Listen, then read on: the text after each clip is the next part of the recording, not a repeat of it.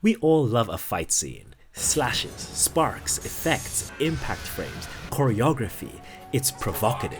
It gets the people going. Especially in the modern era where animation can carry an entire series, we have no shortage of absolute bangers. So now more than ever, it's so much more interesting when a fight is able to capture more than just trying to turn someone's intestines into outtestines. Like the mad scramble for survival in the entertainment district. They had been fighting for their lives the whole damn night. They had nothing more to give. Everything was riding on this last effort. You could feel the desperation in every swing. Or the irreplaceable history that is evident between Naruto and Sasuke in their final fight. Naruto tried to use the Shadow Clone Jutsu 1, 2, 3, 4, 5 times before he got it off for the first time. They're almost in each other's head, and not in a yaoi way. You can feel the years of build-up it took to get to that point. In situations like these, every swing, every hit, and even every miss has a greater meaning or impact. And I think one show that captures this surprisingly well is Toradora. Toradora suffers from the same thing that Attack on Titan will suffer from in the future. You can't talk about it without someone bringing up the disappointing ending.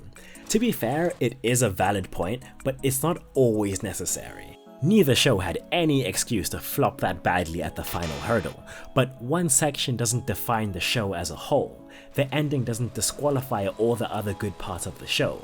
A bad ending is just that, an ending. But it does mean that AOT is not invited to the GOAT debates anymore. Tough. Toradora is split into two very distinct sections. The first part is mostly in a light-hearted rom-com style. The two main characters collaborate because their person of interest is the other person's friend. Together they come up with schemes to get their respective love interest to like them, and typically fail for comedic reasons. Occasionally there's a heartfelt, hard-hitting scene that really allows the viewer to connect with the characters. And then there's the second part.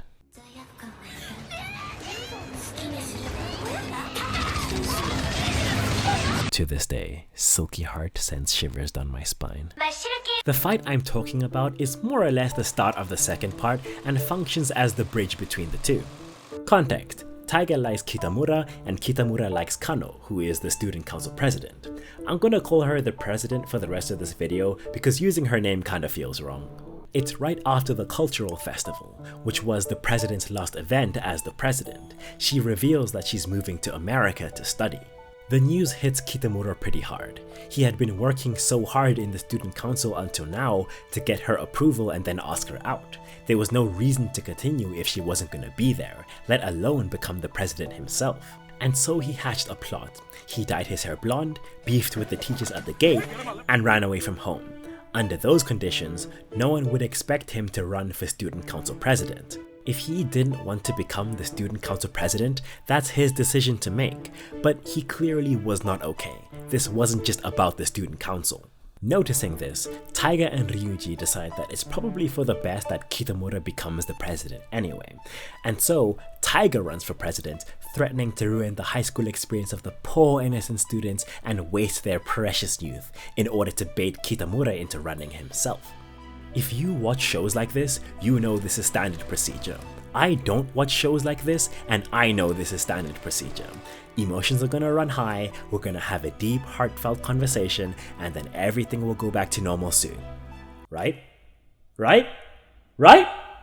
Then you don't have any other options except this! Okay, thank God. The crisis has been averted. All is well, and we have arrived at our happy ending. Kitamura is the student council president and Sumire Kano? I'm in love with you!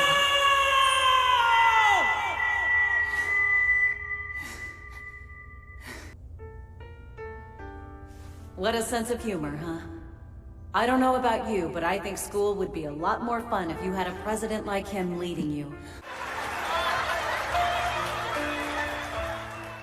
ouch, that's gotta hurt.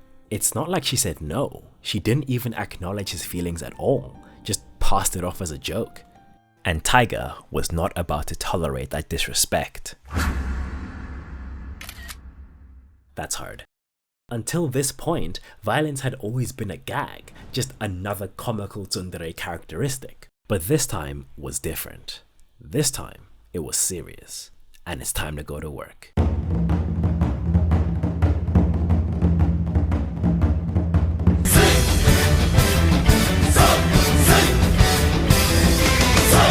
They start off by trading dodges. Tiger blocks the attack, but the president smacks the sword out of Tiger's hand. Tiger gets right back on offense.